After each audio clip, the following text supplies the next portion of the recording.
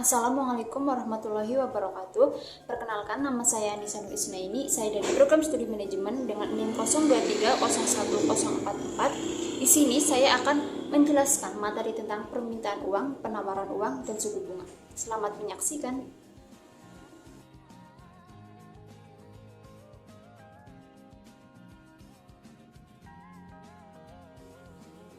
Yang pertama, ada pengertian dari permintaan uang. Apa sih permintaan uang itu? Permintaan uang adalah jumlah uang yang diminta oleh masyarakat untuk tujuan transaksi, tujuan berjaga-jaga, dan tujuan spekulatif.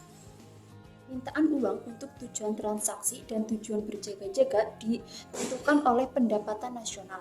Semakin tinggi pendapatan nasional, maka semakin banyak jumlah uang yang diperlukan untuk transaksi dan berjaga-jaga. Sedangkan permintaan untuk tujuan spekulatif ditentukan oleh suku bunga.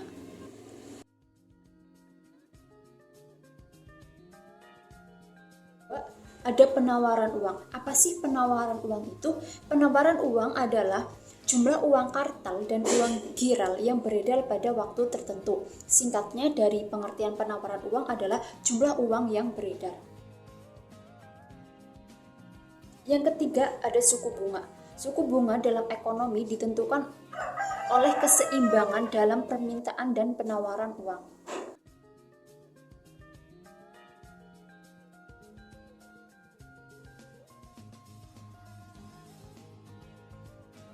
Dalam gambar A adalah kurva permintaan uang untuk tujuan transaksi dan berjaga-jaga.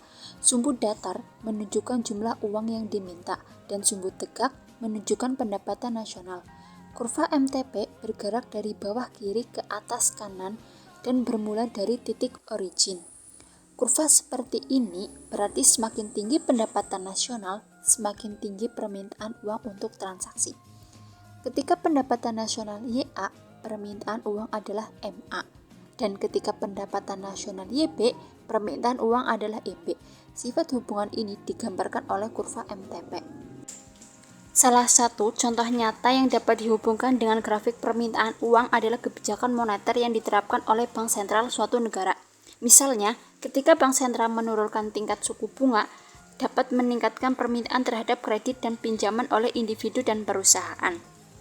Dengan demikian, dalam grafik permintaan uang, penurunan suku bunga akan menggeser kurva permintaan uang ke kanan, menunjukkan peningkatan dalam jumlah uang yang diminta oleh masyarakat pada setiap tingkat suku bunga. Gambar B menunjukkan permintaan uang untuk tujuan spekulasi. Sumbu datar menunjukkan jumlah uang yang digunakan untuk tujuan spekulasi dan sumbu tegak menunjukkan suku bunga. Pada suku bunga sebesar RO, jumlah uang yang diminta adalah MO.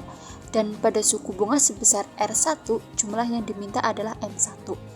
Maka, kurva MSP adalah kurva permintaan uang untuk spekulasi. Dan ciri-cirinya adalah semakin rendah suku bunga, semakin banyak permintaan uang untuk tujuan spekulasi. Maksudnya adalah, semakin rendah suku bunga, semakin besar keinginan masyarakat untuk menyimpan uang dan tidak menggunakannya untuk spekulasi. Selanjutnya ada kurva penawaran uang. Ketika suku bunga tinggi atau R1, maka jumlah penawaran uang dari bank umum juga meningkat atau M1. Sementara jika kurva tingkat suku bunga rendah atau RO, maka penawaran uang dari bank umum juga rendah atau MO. Rumus penawaran uang bisa mengikuti teori persamaan transaksi Irving-Fisher yang juga disebut teori kuantitas dengan rumus M dikali V sama dengan P dikali T. Salah satu contoh nyata dari grafik penawaran uang adalah kebijakan bank sentral yang memengaruhi jumlah uang yang beredar dalam perekonomian. Misalnya, ketika bank sentral memutuskan untuk meningkatkan jumlah uang yang beredar dengan cara membeli obligasi, pemerintah akan menambah pasokan uang dalam perekonomian. Dalam grafik penawaran uang, tindakan ini akan menggeser kurva penawaran uang ke kanan, menunjukkan peningkatan dalam jumlah uang yang tersedia pada setiap tingkat suku bunga. Yang terakhir ada grafik penentuan suku bunga. Yang di atas adalah termasuk grafik permintaan dan penawaran uang. Asumsikan pada mulanya jumlah penawaran uang adalah MSO. Kurva ini bersilang dengan kurva MD pada EO, dan ini berarti bahwa suku bunga adalah RO. Seterusnya, asumsikan pula penawaran uang bertambah dan menjadi MS1. Kurva ini bersilang dengan MD di E1, dan ini berarti suku bunga turun menjadi R1. Contoh ini menunjukkan bahwa perubahan-perubahan dalam penawaran uang akan mempengaruhi suku bunga. Contoh nyata dari grafik suku bunga adalah hubungan suku bunga hipotek dan jumlah aplikasi hipotek.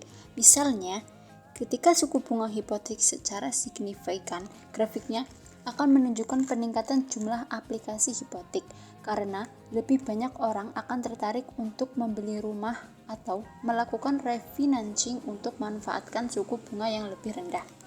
Sebaliknya, ketika suku bunga hipotek naik, grafiknya akan menunjukkan penurunan jumlah aplikasi hipotek karena biaya pinjaman lebih tinggi.